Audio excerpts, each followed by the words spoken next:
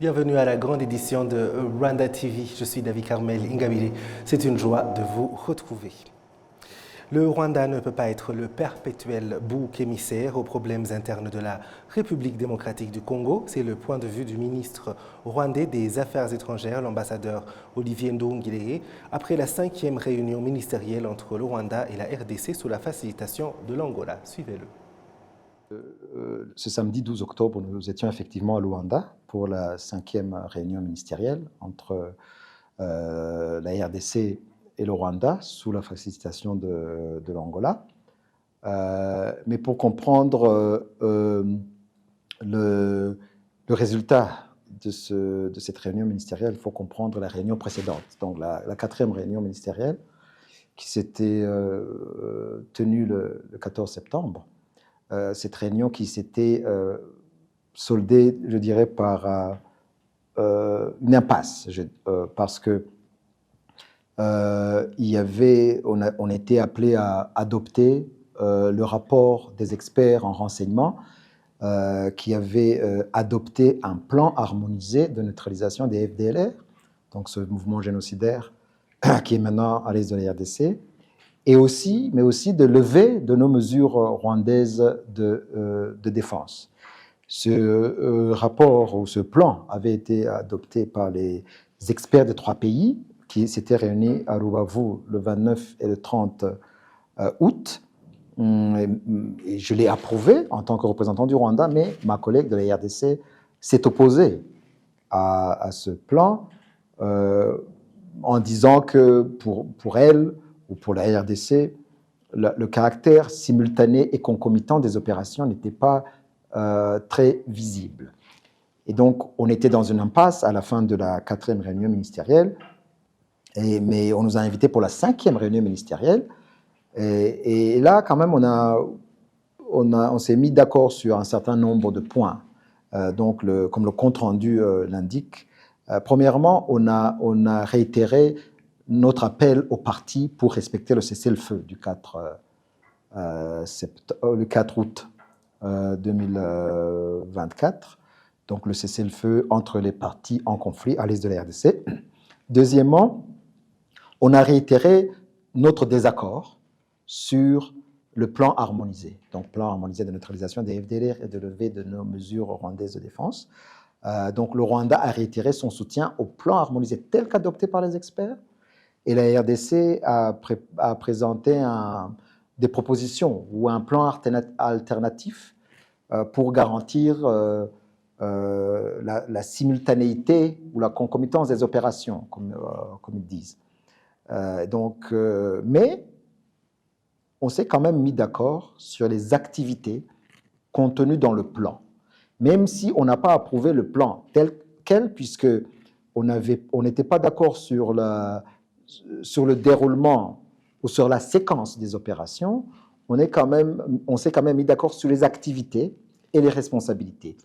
Donc, quelles sont les activités du plan et qui fait quoi? Donc, les responsabilités, on s'est mis d'accord. Et donc, on a demandé aux facilitateurs pour préparer un concept des opérations, un CONOPS, avant le 26 octobre pour recueillir les contributions des 2 pays, la RDC et le Rwanda, mais aussi pour tenir en compte leurs préoccupations, de nous présenter donc ce CONOPS, de préparer ce CONOPS pour le 26 octobre. Et on a aussi prévu qu'une réunion d'experts sera convoquée pour le 30 octobre pour examiner ce CONOPS préparé par le médiateur. Et puis après, ce CONOPS serait soumis au ministre à une réunion ultérieure. Le Rwanda est toujours prêt à contribuer pour le retour de la paix à l'est de la RDC dans ce pays, mais ce pays doit respecter certains préalables pour qu'une issue définitive soit trouvée au conflit congolais, a ajouté le ministre rwandais des Affaires étrangères.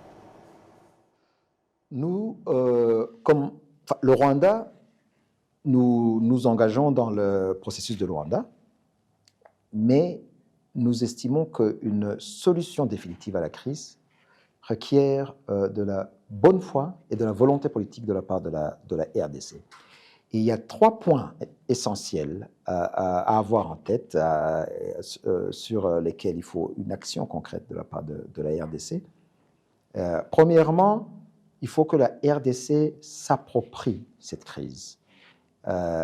Au lieu de l'externaliser, au lieu de trouver des boucs émissaires, de proférer des accusations incessantes contre le Rwanda, que ce soit dans les visites bilatérales du président de la RDC, où on accuse le Rwanda, que ce soit dans les réunions ministérielles sectorielles des ministres des Sports, les réunions des ministres de l'Environnement, des ministres de l'Agriculture, où toujours, on accuse le Rwanda. On en arrive même à convoquer les ambassadeurs qui sont à Kinshasa, parce que il y a une visite de la part d'officiels supérieurs de ce pays. Donc, c'est devenu une façon de ne pas voir les choses en face, de ne pas s'approprier la crise. Et donc, nous demandons à la RDC de s'approprier cette crise, et notamment en reconnaissant la question des M23 et de la communauté qui représente, à savoir donc cette communauté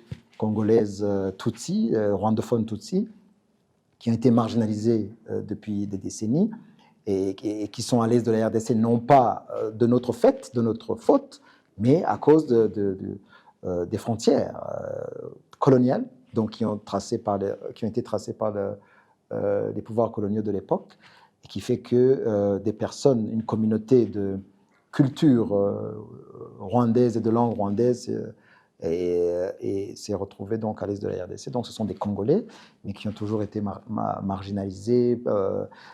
Des fois, on leur donnait la citoyenneté, le lendemain, on la retirait. Et puis, maintenant, on remarque qu'il y a des discours de haine et de la discrimination, de la persécution de cette communauté. Donc, il faut que la RDC, pour régler ce problème définitivement, s'engage dans un dialogue direct avec le M23, puisque le M23 dont on parle aujourd'hui, c'est le M23-2, la deuxième version. Il y avait le M23-1 de 2012 à 2013 qui avait été vaincu en 2013. Vous vous rappelez que certains éléments avaient fui au Rwanda, on les a mis loin de la frontière, à l'est du Rwanda, et on les a désarmés, on a donné les armes à la RDC, on a même été médiateur entre le M23 et le gouvernement de la RDC. On a signé une feuille de route en octobre 2019, mais malheureusement, la RDC n'a jamais mis en application ce qui était dans le feuille de route. Puis il y a d'autres éléments qui avaient fui en Ouganda, qui n'avaient pas été désarmés, qui ont aussi subi des péripéties, puisque une délégation avait même été invitée à Kinshasa. Elle est restée 14 mois sans trouver d'interlocuteur dans le gouvernement. Et puis après, en octobre 2021, la guerre a eu lieu lancée par ces éléments qui étaient en Ouganda. Non pas par les éléments qui étaient au Rwanda, ceux qui étaient en Ouganda. Et d'une façon incompréhensible, la RDC a fait cette crise une question rwandaise. On nous a accusés immédiatement. Donc la RDC doit s'approprier cette crise et s'engager dans un dialogue direct avec les M23. Et puis deuxièmement, la question des FDLR, ces génocidaires rwandais qui sont maintenant intégrés dans l'armée. La RDC doit avoir la volonté politique de couper les liens avec ce mouvement qui répand le virus de l'idéologie de génocide à l'est de la RDC et dans la région. Donc c'est important que la RDC manifeste la volonté politique pour s'en débarrasser. Troisièmement, il y a ces forces étrangères qui sont à l'est de la RDC.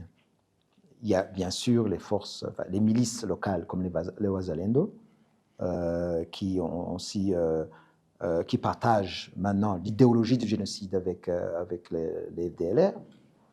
Mais maintenant, on a les forces étrangères. On a les forces burundaises qui sont à l'est de la RDC, qui partagent la même idéologie. mais aussi les forces de la SADC, la SAMI DRC, mais aussi des mercenaires européens qui sont aussi sur place. Et nous demandons à toutes ces forces, à tous ces pays de réfléchir à deux fois, puisque leur intervention aux côtés des FARDC et aux côtés d'une coalition qui inclut les génocidaires FDLR ne facilite pas une résolution de la crise. Vous suivez la grande édition sur Rwanda TV. Les opérateurs du secteur du tourisme indiquent que les inquiétudes liées à l'épidémie de Marburg ont diminué grâce aux mesures que le gouvernement a mises en place et qu'il n'y a aucune raison pour que les touristes modifient leur plan de voyage vers le Rwanda. Kassim Youssouf nous en dit plus. Un peu partout sur le territoire national, les touristes découvrent les beautés naturelles qui caractérisent les collines du Rwanda, tandis que d'autres savourent l'hospitalité dans des auberges appropriées. Je suis venu dans ce pays parce que j'ai entendu beaucoup de bonnes choses à son sujet de la part de mes amis et je savais que le Rwanda prend des mesures strictes concernant l'épidémie, ce qui a fait que je sois confiant pour poursuivre mon voyage, notamment visiter le mémorial du génocide perpétré contre les Tutsis.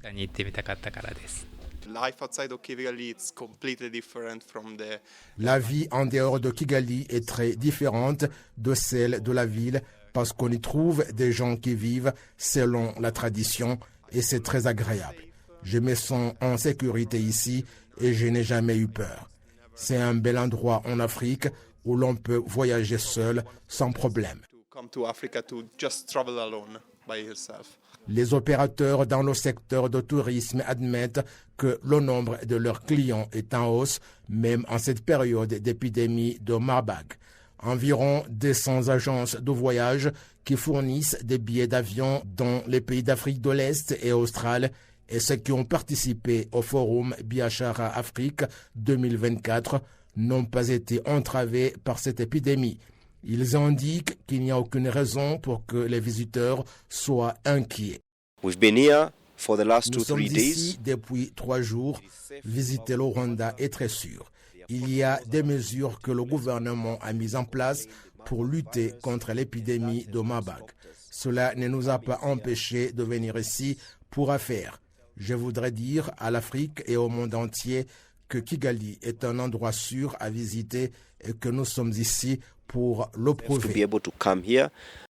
Le directeur général du Centre africain de contrôle et de prévention des maladies Africa CDC, Dr Jean Kaseya, a récemment exprimé son optimisme quant à l'éradication du virus de Marburg au Rwanda en raison des observations qu'il a faites.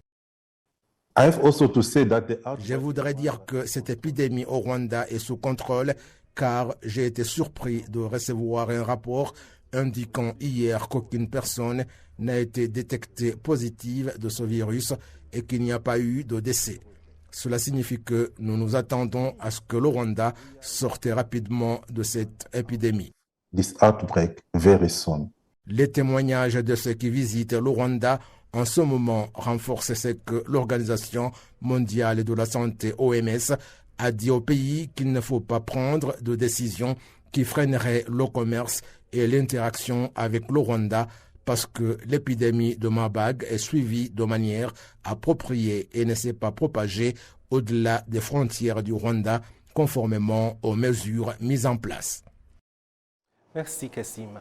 Ouverture ce mardi d'une conférence internationale de 4 jours des ingénieurs d'Afrique et d'ailleurs. Réunis pendant 4 jours donc à Kigali, ces ingénieurs, architectes et autres experts sur des questions portant sur l'habitat et le logement vont partager leurs connaissances qui incluent des solutions aux problèmes mondiaux liés au logement abordable, au développement industriel et à la cuisine et à l'éclairage économe en énergie, ainsi qu'à d'autres améliorations du bien-être de la population mondiale en croissance rapide. C'est la première fois que l'organisme international créé en 1968 tient ses assises au Rwanda. L'appel à l'organisation de cette rencontre avait été remporté par le Rwanda alors que les ingénieurs étaient réunis en Italie en 2017 le pays des 1000 collines devait organiser la conférence en 2020, mais suite à la pandémie de Covid-19 qui avait bloqué toutes les activités, la cérémonie avait été reportée. C'est votre rendez-vous hebdomadaire avec l'information sur la télévision rwandaise, la grande édition. Les dirigeants au niveau des instances de base et les représentants des habitants de 9 secteurs riverains du parc national Akagera, des districts de Nyagatare, Gatsibo et Kayonza indiquent être prêts à combattre ceux qui s'adonnent à des activités nuisibles à la biodiversité du parc. Kassim Youssouf nous fait le point.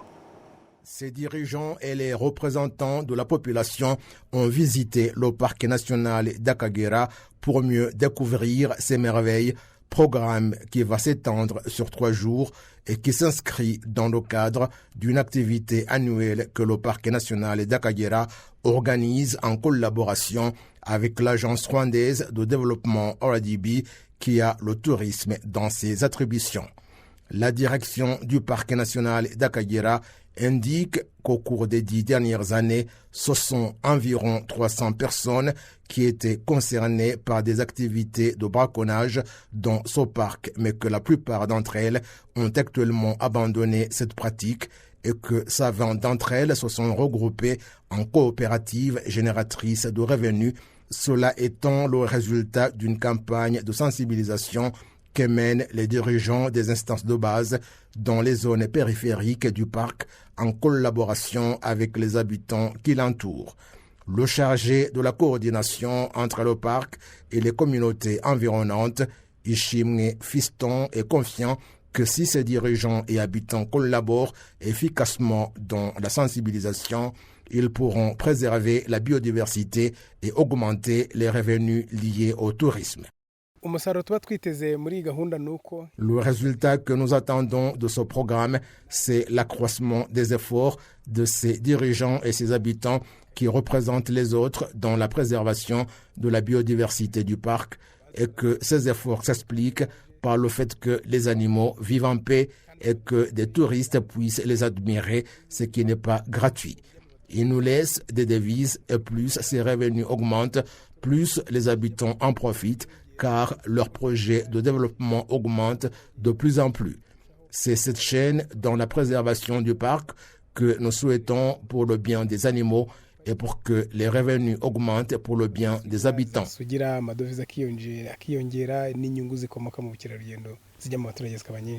Les activités qui menacent la biodiversité dans le parc national d'Akagera incluent le braconnage, le ramassage de bois et la fabrication du charbon de bois.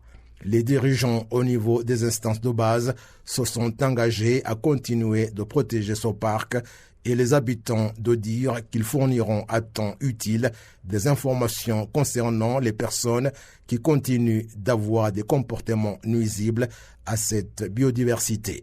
Ce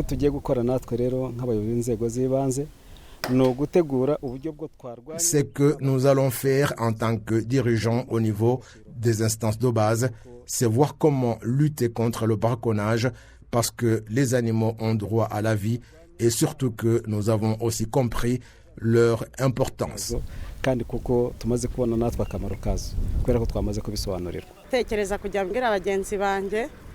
Ma mission sera de dire aux autres qui vont chercher du bois dans le parc et ceux qui pratiquent le braconnage d'abandonner cette pratique, mais plutôt œuvrer pour la protection des animaux.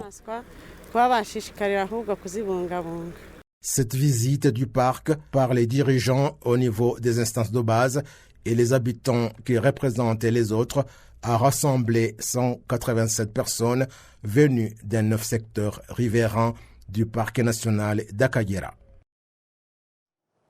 En cette journée internationale dédiée à la femme rurale, les femmes du district de Gicumbi au nord du Rwanda confirment qu'elles sont aujourd'hui différentes de ce qu'elles étaient il y a de cela 30 ans. Un récit de Patrick Nilidandi. En cette journée internationale de la femme rurale, Arabié s'est intéressée aux femmes réunies au sein de la coopérative Kodibou. Cette coopérative basée dans le village Mouriza, cellule Nyarutarama, Un secteur Byumba regroupe 36 femmes qui cultivent des légumes, du maïs et de la pomme de terre sur une superficie de 3,5 hectares. Ces femmes estiment que même si elles sont originaires du milieu rural, elles utilisent des techniques modernes pour cultiver.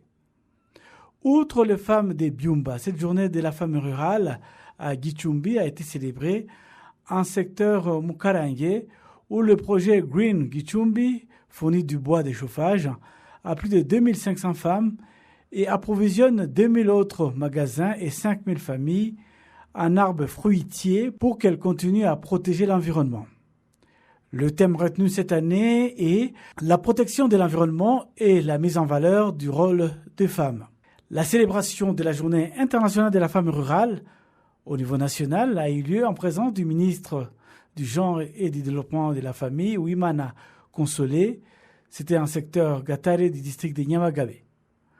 Pour célébrer cette journée, les femmes de la région de Nyamagabe ont mis en avant leurs différentes activités basées principalement sur l'agriculture et la valorisation des produits agricoles comme la fabrication de jus des fruits.